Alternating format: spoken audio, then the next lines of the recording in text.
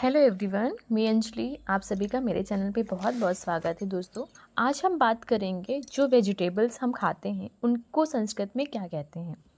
ये हमारे डीएलएड का फर्स्ट चैप्टर है। यहाँ से कई क्वेश्चंस आपके एग्ज़ाम में आते हैं, तो आप लोग अच्छे से इसको सुनिएगा और आप लोग नोट डाउन भी करते रहिएगा। ये मेरी नोट्स है और मैं डेली आपको नोट्स ऐसे प्रोवाइड कराऊँगी एक एक चैप्टर की।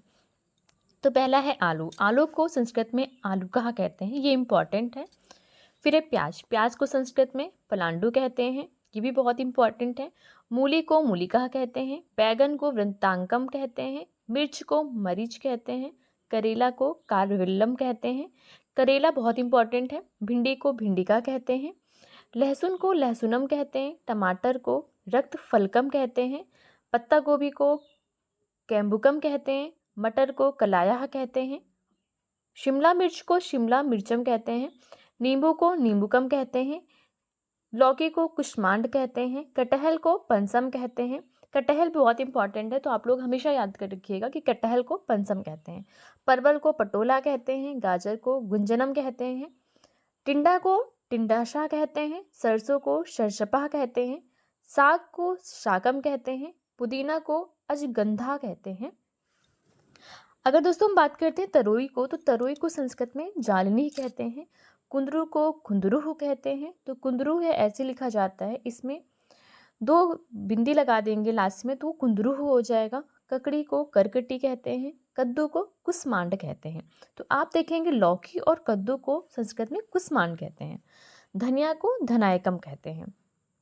दोस्तों, काफ़ी बार एग्जाम में क्वेश्चन पूछा जाता है कि संस्कृत में अनाज के नाम क्या हैं।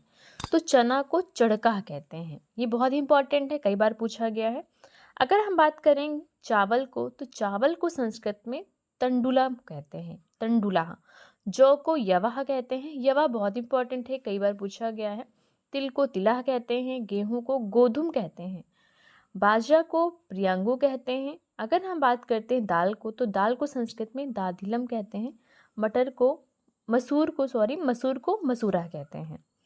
तो आप लोगों को मैंने बता दिया है संस्कृत में जितने वेजिटेबल्स हैं और अनाज के नाम संस्कृत में क्या कहते हैं हम इनको संस्कृत में, ठीक है। तो आप लोग याद रखिएगा, आलू का याद रखिएगा, प्याज को पलांडू याद रखिएगा, मूली को मूलिका याद रखिएगा, फिर करेला का कारवेल्लम याद रखिएगा, भिंडी को भिंडिका, मटर को कलाया कहते हैं। फिर हम बात करते हैं कटहल को पंसम कहते हैं। गाजर को गुंजनम कहते हैं। कद्दू को कुस्मांड कहते हैं।